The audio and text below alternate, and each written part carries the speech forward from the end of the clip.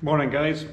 Dug my GoPro out this morning, which I don't use much because I found an old mount that I bought a while ago, so I thought I'd try it on the bike and do some shots of me riding it.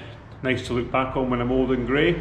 I don't use the GoPro much because I have the Drift, which is used daily as my sort of security camera for any madness on the roads. Anyway, we have a mount which we've fitted here, so I'm going to attach the GoPro to it and see if we can get some nice rider shots.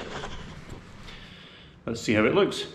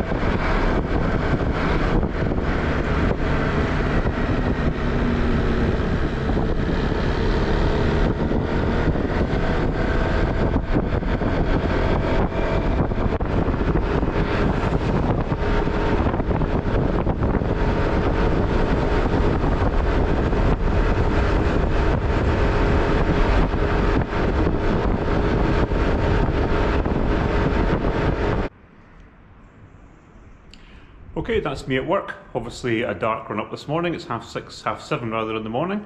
So we'll see what it looks like on the way back home in the daylight. Cheers guys.